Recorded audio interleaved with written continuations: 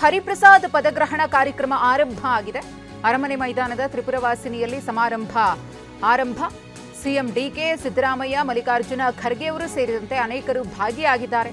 ಸಚಿವರು, ಶಾಸಕರು, ನಾಯಕರು ಕಾರ್ಯಕ್ರಮದಲ್ಲಿ ಭಾಗಿ. ಕೆಪಿಸಿಸಿ ನೂತನ ಅಧ್ಯಕ್ಷರಾಗಿ ಹರಿಪ್ರಸಾದ್ ಪದಗ್ರಹಣ. ನಿರ್ಗಮಿತ ಕೆಪಿಸಿಸಿ ಅಧ್ಯಕ್ಷರಾಗಿರುವಂತಹ ಡಿಕೆ ಶಿವಕುಮಾರ್ ಅವರು ಅಧಿಕಾರವನ್ನು ಹಸ್ತಾಂತರ ಮಾಡಲಿದ್ದಾರೆ. ಎಐಸಿಸಿ ಅಧ್ಯಕ್ಷ ಮಲ್ಲಿಕಾರ್ಜುನ ಖರ್ಗೆ ಅವರು ಸೇರಿದಂತೆ ಹೈಕಮಾಂಡ್ ಮಟ್ಟದ ನಾಯಕರು ಈ ಪದಗ್ರಹಣ ಕಾರ್ಯಕ್ರಮದಲ್ಲಿ ಉಪಸ್ಥಿತರಿದ್ದಾರೆ. ಗಮನಿಸ್ತಾ ಇದ್ದೀರಿ, ವೇದಿಕೆ ಕಾರ್ಯಕ್ರಮ ಆರಂಭ ಆಗಿದೆ.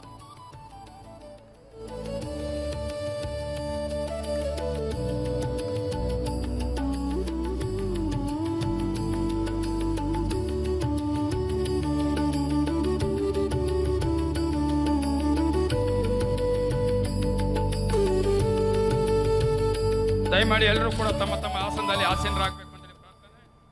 ಅವರಿಗೆ ಕಾಂಗ್ರೆಸ್ ಹೆಚ್ಚಿನ ಶಕ್ತಿಯನ್ನು ಕೊಟ್ಟಿದೆ.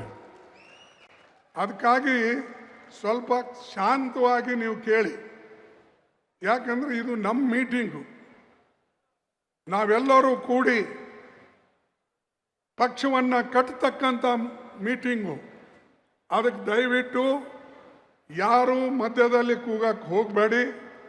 ಯಾರೇ ನೀವು ಕೂಗಿದ್ರೂ ಕೂಡ ಆ ಫುಟೇಜ್ ಇರ್ತದೆ, ನಾನು ಡಿಸಿಪ್ಲಿನರಿ ಆಕ್ಷನ್ ತಗೊಳ್ತೀನಿ. ಬಂಧುಗಳೇ, ಇವತ್ತು ಇದು ಬಹಳ ಅತ್ಯಂತ ಮಹತ್ವದ ಸಭೆ. ಇದಕ್ಕೆ ಶಿವಕುಮಾರ್ ಅವರು ಸಾಕಷ್ಟು ಸೇವೆಯನ್ನು ಸಲ್ಲಿಸಿ ಪಕ್ಷ ಕಟ್ಟಿ, ವಿಶೇಷವಾಗಿ ಬೀದರಿಂದ ಮೈಸೂರುವರೆಗೆ, ಬೆಳಗಾವಿಯಿಂದ ಕೋಲಾರವರೆಗೆ ಅಡ್ಡಾಡಿ ಎಲ್ಲರನ್ನ ಒಗ್ಗೂಡಿಸಿ ತೆಗೆದುಕೊಂಡು ಹೋಗಿ ಪಕ್ಷಕ್ಕೆ ಒಂದು ಶಕ್ತಿ ತುಂಬತಕ್ಕಂಥ ಕೆಲಸ ಅವರು ಮಾಡಿದ್ರು. ಅದೇ ರೀತಿಯಾಗಿ ಸರ್ಕಾರದಲ್ಲಿ ಸಿದ್ದರಾಮಯ್ಯನವರು ತನ್ನ ಎಲ್ಲ ಕಾರ್ಯಕ್ರಮಗಳು, ಕಾಂಗ್ರೆಸ್ದವರು ನಾವೇನು ಹೇಳಿದ್ದೇವೆ, ಏನು ಗ್ಯಾರಂಟಿ ಕೊಟ್ಟಿದ್ದೇವೆ, ಆ ಗ್ಯಾರಂಟಿಗಳು ಸಮರ್ಪಕವಾಗಿ ಇಬ್ಬರೂ ಸೇರಿ ನೆರವೇರಿಸಿದ್ದಕ್ಕಾಗಿ ನಮ್ಮ ಸರ್ಕಾರ ಅಧಿಕಾರಕ್ಕೆ ಪುನಃ ಬಂತು. ಮುಂದೂ ಕೂಡ ಇದೇ ರೀತಿಯಾಗಿ ನಾವು ಮಾಡಿದ್ರೆ ಪುನಃ ನಮ್ಮ ಸರ್ಕಾರ ಬರ್ತದೆ ಅನ್ನತಕ್ಕಂಥ ಮಾತನ್ನು ನಿಮ್ಗೆ ಹೇಳಕ್ಕೆ ಇಚ್ಛೆ ಪಡ್ತಿದ್ದೇನೆ. ಎರಡನೇದಾಗಿ, ಇವತ್ತು ನಮ್ಮ ಮುಂದೆ ಅನೇಕ ದೊಡ್ಡ ದೊಡ್ಡ ಪ್ರಶ್ನೆಗಳಿವೆ. ವಿಶೇಷವಾಗಿ ಇವತ್ತು ಬೆಲೆ ಏರಿಕೆ, ಇನ್ಫ್ಲೇಷನ್ ಇಡೀ ದೇಶದಲ್ಲಿ ಬೆಲೆ ಏರ್ತಾನೆ ಇವೆ. ಪ್ರತಿಯೊಂದು ಅವಶ್ಯ ವಸ್ತುಗಳ ಬೆಲೆಗಳು, ಮಕ್ಕಳಿಗೆ ಬೇಕಾದ ಪಠ್ಯಪುಸ್ತಕಗಳು, ಗ್ಯಾಸು, ಡೀಸೆಲು, ಪೆಟ್ರೋಲು, ಎಲ್ಲದರ ಬೆಲೆ ಇವತ್ತು ಮೋದಿ ಸರ್ಕಾರ ಏರಿಸ್ತಾನೆ ಇದೆ. ನಾವು ಈ ಬೆಲೆ ವಿರುದ್ಧ, ಬೆಲೆ ಏರಿಕೆ ವಿರುದ್ಧ ಹೋರಾಟವನ್ನು ಮಾಡ್ತಕ್ಕಂಥದ್ದು ಹೊಣೆ ನಮ್ಮ ಡಿ ಕೆ ಹರಿಪ್ರಸಾದ್ ಅವರ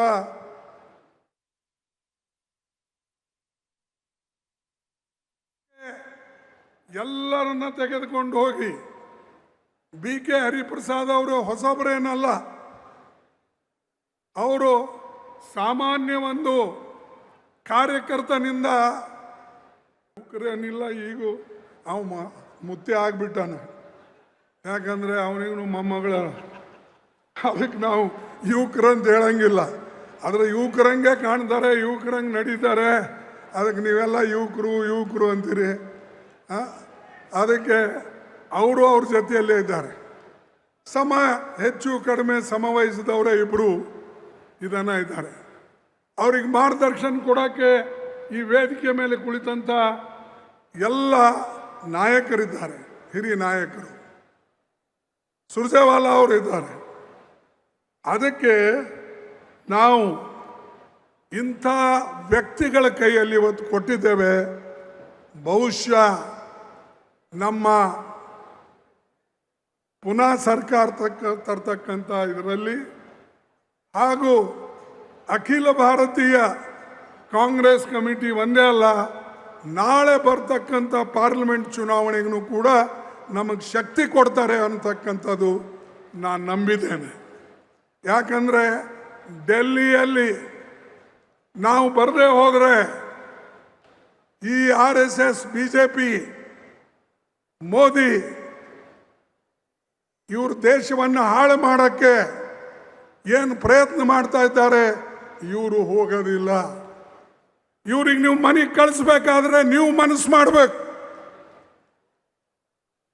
ನಮ್ಮ ಕಾರ್ಯಕರ್ತರು, ಮುಖಂಡರು, ನಾಯಕರು ಇದು ಎಲ್ಲರೂ ಕೂಡ, ಯಾಕಂದ್ರೆ ಇದರ ಪರಿಣಾಮ ಹೆಣ್ಮಕ್ಕಳ ಮೇಲೆ ಬೀಳ್ತಾ ಇದೆ, ಯುವಕರ ಮೇಲೆ ಬೀಳ್ತಾ ಇದೆ. ಅದಕ್ಕಾಗಿ ಹೇಳಿದ ಇನ್ಫ್ಲೇಷನ್ ಇದು ಮೋದಿ ಅವ್ರ ಕೊಡುಗೆ. ಅನ್ಎಂಪ್ಲಾಯ್ಮೆಂಟ್ ಇದು ಮೋದಿ ಅವ್ರ ಕೊಡುಗೆ. ಮೊದಲ ಅಧಿಕಾರಕ್ಕೆ ಬರುವಾಗ ಹೇಳ್ದ, ಬಂದ ಮೇಲೆ 2 ಕೋಟಿ ನೌಕರಿ ನಾನು ಪ್ರತಿ ವರ್ಷ ಕೊಡ್ತೀನಿ ಅಂದ್ರ. ಕೊಟ್ರ 2 ಕೋಟಿ? ಯಾಕೆ ಇವತ್ತು BJP ಯುವಕರು ಅಥವಾ AVP ಅವ್ರದ್ದು ಅವ್ರು ಯಾಕೆ ಕೇಳೋದಿಲ್ಲ? ನಮ್ಮ ಸರ್ಕಾರದಲ್ಲಿದ್ದಾಗ ಏನಾರ ಒಂದು ಸಣ್ಣ ಗ್ಯಾಸ್ ಪ್ರೈಸ್ ಏರಿದ್ರೆ ಅಥವಾ ನಮ್ಮ ಕಮರ್ಷಿಯಲ್ ಗ್ಯಾಸಿನ ಪ್ರೈಸ್ ಏರಿದ್ರೆ ಅಥವಾ ಎಸೆನ್ಷಿಯಲ್ ಕಮ್ಯಾಡಿಟೀಸ್ ಪ್ರೈಸ್ ಏರಿದ್ರೆ ಬೀದಿಗೆ ಬರ್ತಿದ್ರು ಚಂಡ ಹಿಡ್ಕೊಂಡು. ಈಗ ಎಲ್ಲಿ ಹೋಗಿವೆ ಅವ್ರ ಚಂಡಗಳು? ಎಲ್ಲಿದ್ದಾರೆ BJPದವರು? ಯಾಕೆ ಹೋರಾಟ ಮಾಡ್ತಾ ಇಲ್ಲ? ಯಾಕಂದ್ರೆ ಅವರು ಬಡವರ ಮೇಲೆ ದಬ್ಬಾಳಿಕೆ ಮಾಡಬೇಕು ಅನ್ನತಕ್ಕಂಥದ್ದೇ ಅವ್ರ ಇಚ್ಛೆ.